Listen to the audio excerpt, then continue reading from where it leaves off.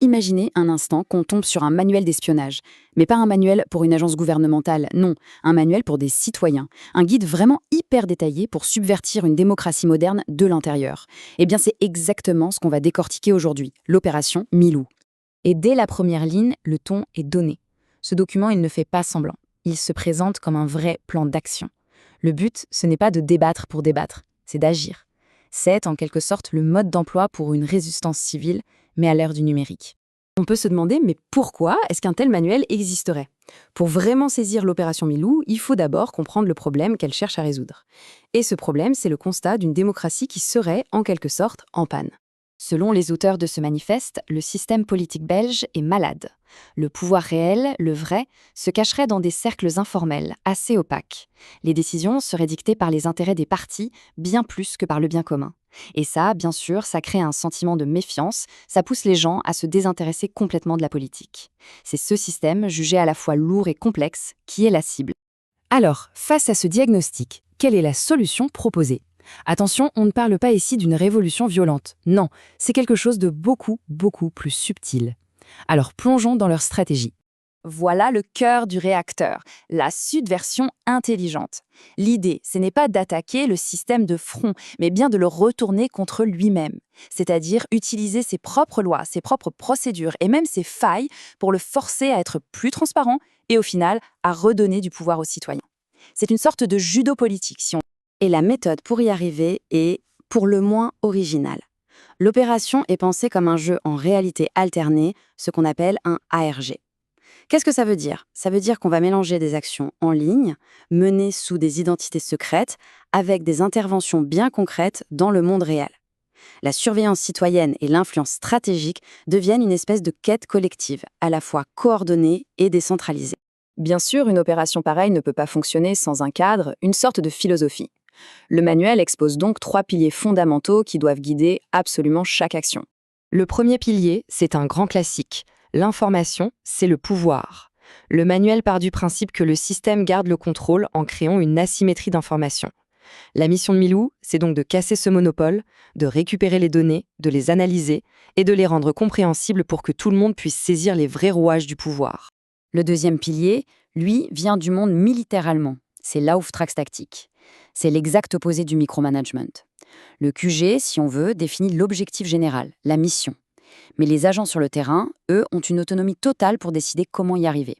C'est un peu le mode de fonctionnement des startups les plus agiles face à des mastodontes administratifs.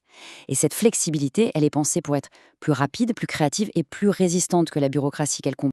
Et voilà le troisième pilier, un point absolument crucial pour comprendre leur but. Il ne s'agit pas d'être anti-démocratie, il s'agit de mettre en place une contre-démocratie. L'idée, c'est celle d'un contre-pouvoir citoyen permanent, qui ne s'arrête pas au jour du vote. C'est une surveillance et une pression constante sur les gouvernants pour les forcer à rendre des comptes, tout le temps. Une fois cette doctrine bien posée, le manuel devient très, très pratique.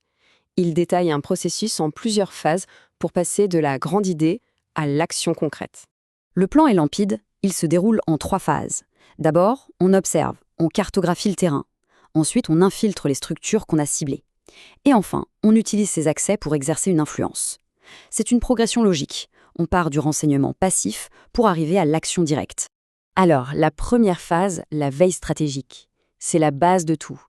Il s'agit de collecter toutes les infos possibles et imaginables, publiques ou pas, pour dessiner une carte détaillée du pouvoir, qui sont les acteurs clés, comment ils interagissent et surtout, où sont les points faibles. Une fois qu'on a la carte, on passe à l'infiltration. Et là, on s'inspire directement des manuels d'espionnage.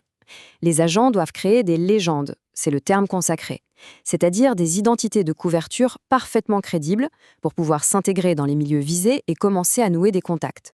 Et pour recruter des sources au sein même du système, le manuel propose un modèle ultra classique du renseignement, MAIS. En français, on pourrait dire AIC. L'idée, ce n'est pas de menacer, mais de comprendre ce qui fait bouger une cible. Est-ce que c'est l'argent? Est-ce que c'est l'idéologie qu'on partage? Est-ce qu'on peut la compromettre avec une info sensible? Ou est-ce que suffit de flatter son ego?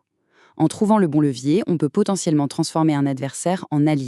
Et on arrive à la troisième et dernière phase, l'influence. C'est le point d'orgue de tout le travail préparatoire. Les infos qu'on a collectées, les accès qu'on a obtenus, tout ça est maintenant utilisé pour lancer des opérations très ciblées, pensée pour mettre le système sous pression et le forcer à réagir. Et les exemples d'opérations sont assez créatifs. On parle de guerre juridique, par exemple, qui consisterait à inonder les institutions de demande d'accès aux documents pour les paralyser et exposer leur manque de transparence. On parle d'influence médiatique, avec des réseaux de faux comptes pour amplifier certains discours critiques, ou encore plus fin, du lobbying citoyen en créant une association de façade pour peser sur la politique de l'intérieur, en se cachant derrière la complexité du système. Bon, utiliser la tromperie, l'infiltration, la manipulation, tout ça, ça pose d'énormes questions éthiques, c'est évident. Le manuel ne les ignore pas. Au contraire, il consacre toute sa conclusion à justifier ces méthodes. Voilà la question centrale. Est-ce que la fin, une démocratie plus juste, plus transparente, justifie des moyens qui, eux, relèvent de la manipulation? Le document assume complètement cette tension. Mais pour éviter de devenir ce qu'elle combat, l'opération se fixe des limites très claires, des lignes rouges infranchissables. Premièrement, le respect absolu de la vie privée des citoyens ordinaires. Deuxièmement, le refus total de la violence physique. Et troisièmement, la manipulation doit viser les structures de pouvoir, jamais, au grand jamais, des individus innocents. Et on en arrive au but final, qui est peut-être le plus surprenant de toute l'opération Milou. Son objectif ultime, ce n'est pas de durer, c'est de disparaître.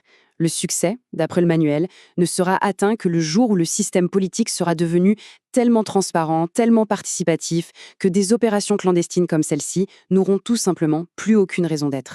C'est sur cette pensée, finalement assez paradoxale, que se termine le document. L'idée d'une action secrète dont le seul et unique but est de créer un monde où les secrets ne seraient plus nécessaires. C'est une idée qui, c'est sûr, laisse matière à réfléchir sur l'état de nos démocraties et sur les moyens, parfois peu orthodoxes, pour tenter de les réanimer.